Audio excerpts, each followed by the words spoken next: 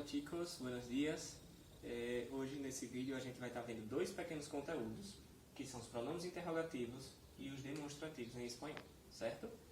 Primeiro, os pronomes interrogativos.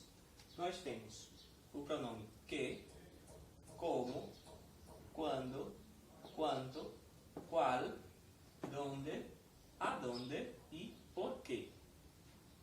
São iguais aos que tem em português. Porém, tem uma coisinha específica deles em espanhol. Percebam que todos eles são acentuados, certo? Outra coisa, sempre que a gente utilizá-los em uma pergunta, a gente tem que colocar o início da interrogação, ou seja, uma interrogação invertida, no início da pergunta, e ao fim da pergunta, a interrogação normal, certo? O sinal, não se esqueça, o sinal de interrogação no início e o sinal de interrogação no final. Alguns desses pronomes, todos esses pronomes eles têm uma regra específica para se utilizar, certo? Por exemplo, se eu quero saber quantos anos uma pessoa tem, eu vou utilizar quanto ou a sua variação no plural, quantos.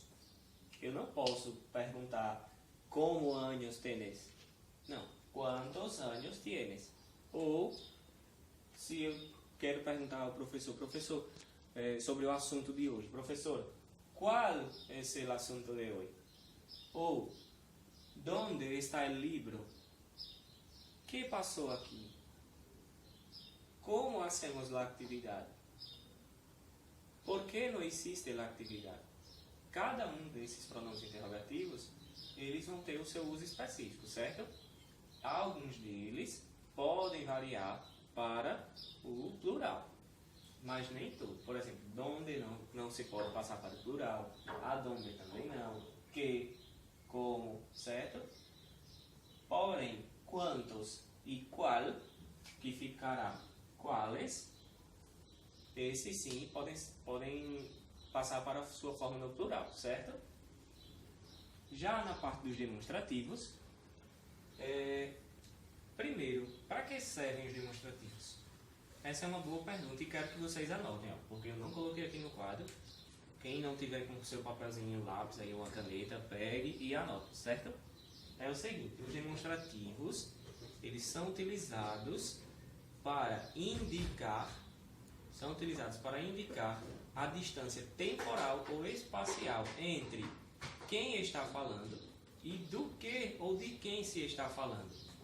Entenderam? De novo. São utilizados para expressar a distância temporal ou espacial entre quem está falando e do que ou de quem se está falando. Eles se dividem em três partes, certo? Que são os demonstrativos que indicam a distância próxima, uma distância cerca, em espanhol próxima, uma distância intermediária e uma distância longa, ou seja, lejos, cerca, intermédio e lejos. Os que indicam a distância próxima são este ou esta, e as formas no plural, estos ou estas. As de intermédio, esse, essa, essos e essas. E aquele, aquella, aquellos e aquellas para uma distância longa.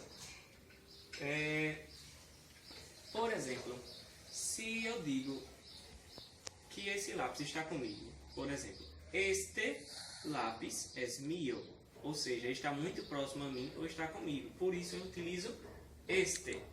Porém, se esse lápis está em uma distância não tão próxima a mim, então eu posso dizer esse lápis é mío.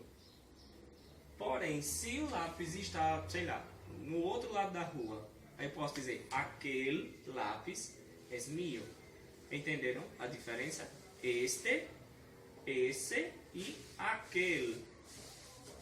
Este indicando uma distância próxima, esse intermediária e aquele uma distância longa.